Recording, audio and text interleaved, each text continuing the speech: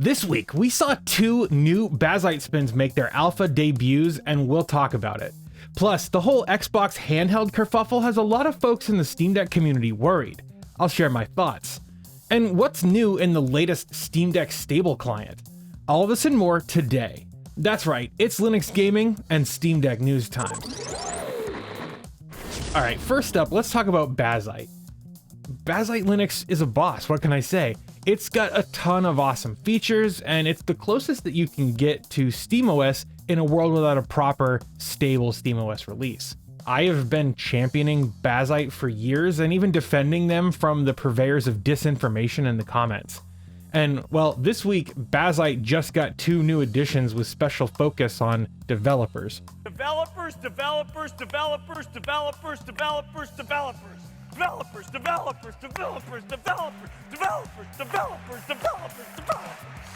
Yes, developers. The first new flavor is called Bazzite DX, which will ship with, quote, general developer goodies. And then Bazzite GDX is even more exciting as it's targeted at game developers specifically. Bazzite GDX ships with Godot engine and, quote, whatever goodies the community builds with us. Its purpose is to be a kick-ass game developer workstation. This is super exciting, and I can't wait to see where this goes, as Bazzite is becoming a Linux powerhouse. This is just amazing to see. Plus, it doesn't hurt that it's built on Fedora, which is a rock-solid and stable OS.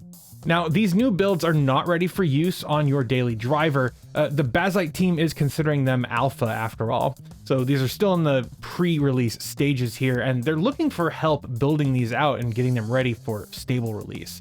Now, I even saw Lazorn of RetroDeck fame saying, quote, way awesome, my main PC runs Bazzite to have game mode access for Steam input issues, and I got another with Aurora. I'll transition to this when it's out. And that reminds me, I set up a Revolt server. Revolt, if you're not familiar, is a free and open source alternative to Discord, and I think it's pretty cool. I've got a server set up, there's a bunch of really neat people hanging out in there. Right now, as of recording, we have 46 people in the Revolt server. So you can head over there and check that out with the invite link in the description. All right, now it's time for Deals of the Week, where we review some of the best bundles and sales to help you grow your library. So there's a bunch of great games that are available on sale right now on GOG. There's RoboCop Rogue City, just $11.99. Mirror's Edge, which is one of my favorite games from EA back in the day when they actually made good, interesting games. Mirror's Edge is only $2.99. Pathfinder Wrath of Righteousness is $3.99. There's Control Ultimate Edition, which got an update on other platforms. I don't think it has the update yet on GOG yet, but it's $7.99. Also, No Man's Sky, which just got an update for Proton, is available. It's $23, so it's 60% off. There's also Theme Hospital, which is only $1.49 right now. If you want to pick up any of these games and help support the show while you do, there's a link in the description, and it all helps the show grow. So if you use my links, thank you. All right, next up we have DeckFilter 1.9.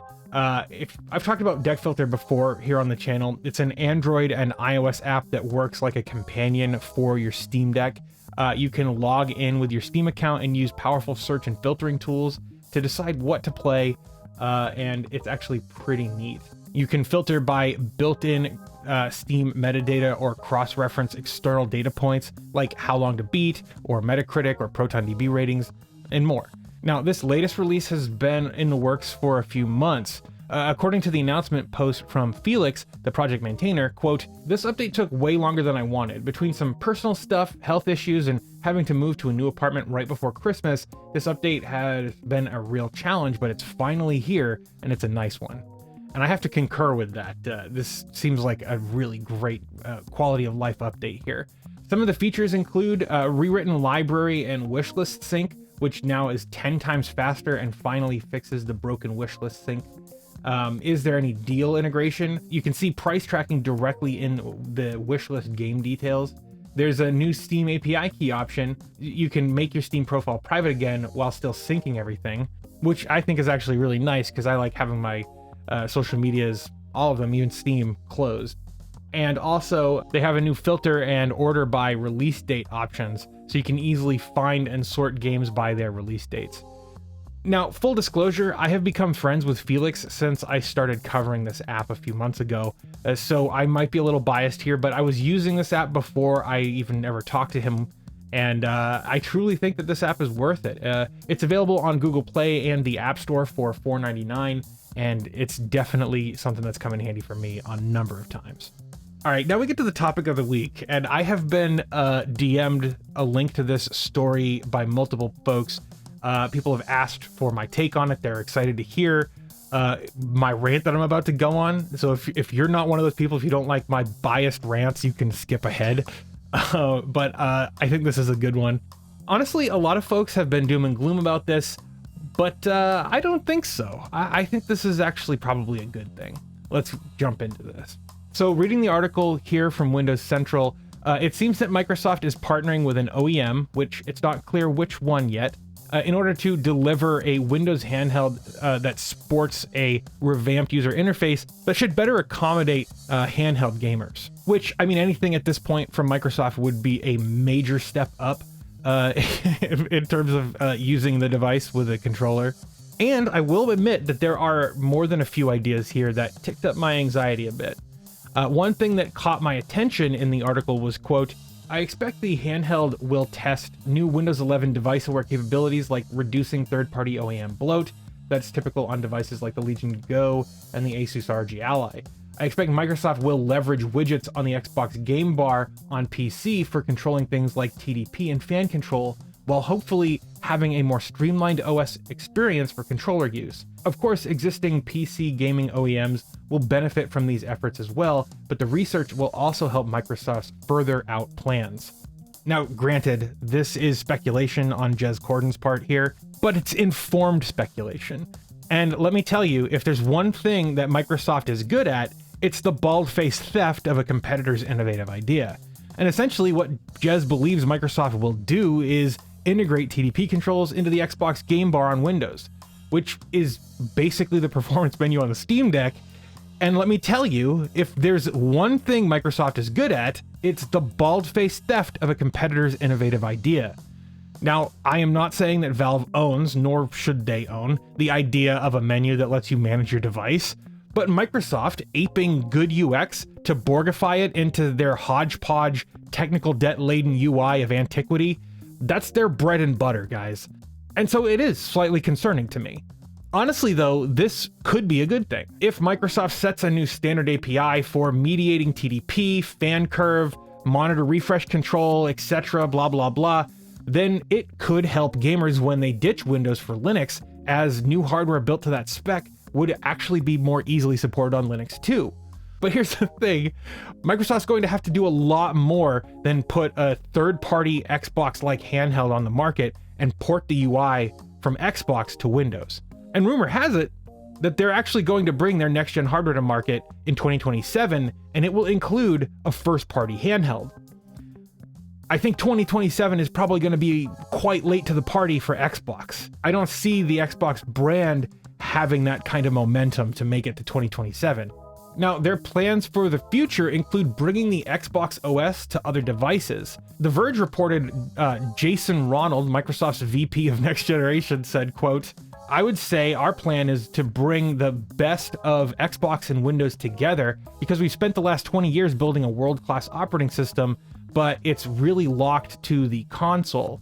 What we're doing is we're really focused on how do we bring these experiences for both players and developers to the broader Windows ecosystem. Okay, and one of the core things about Xbox is that it's not a PC. You can't change the operating system. Microsoft won't let you do anything with it. And that's kind of a chilling thought that I had when I was reading this. Will Microsoft offer their unified Xbox/Windows OS to OEMs for free in exchange for locking their devices into their ecosystem? It's something Microsoft would definitely do.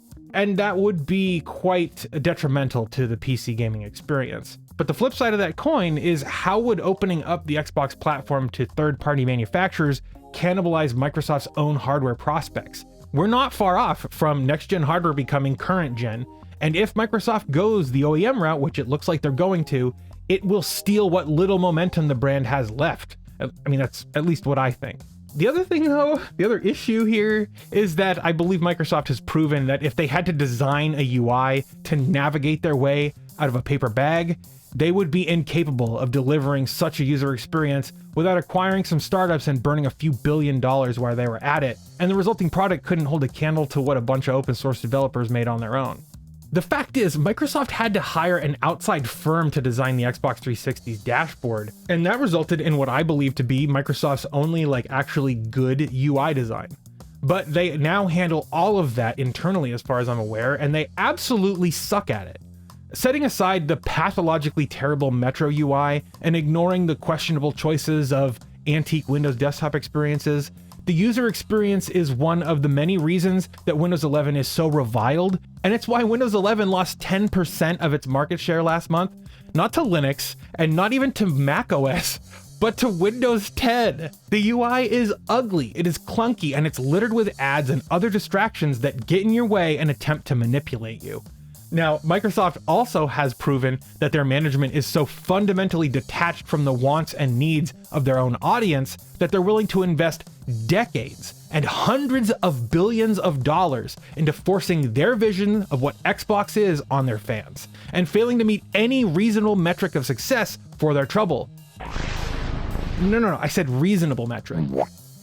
And maybe Microsoft will prove me wrong and their handheld OS will somehow miraculously right the Xbox ship. That would still be a good thing because Valve really does need competition. Valve can't be the only one in the PC game. But wasn't it just last month we heard about how Amazon wasted millions of dollars challenging Valve, only to fail so spectacularly that none of the hosts on my podcast had actually ever even heard of Amazon's challenge to Steam? Microsoft is bigger than Amazon. They truly have potential. They have a brand that gamers once respected. But the problem is that that brand's reputation is in the dumps with core gamers. And truly, Windows' only saving grace is that online-only games tend to work on Windows where they usually don't on Linux. But the fact is, Microsoft is so bafflingly incompetent. Its priorities are so perverted, and their attention is so fleeting that I suspect all their investments here are going to be as fruitless as the Xbox Series platform has been over the last couple of years.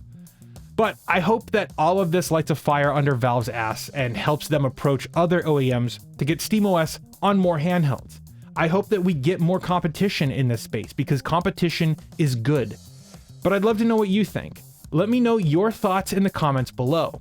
And while you're down there, why not like that smash button? It's the best way to tell YouTube you want to see more videos just like this. And did you know that I release a new video every Monday and Friday? Get subscribed so you don't miss those. And I want to thank all the people on Patreon who make what I do here a reality. If you believe in the work that I'm doing, you can make a monthly contribution using the links below. All right, let's get back to the news.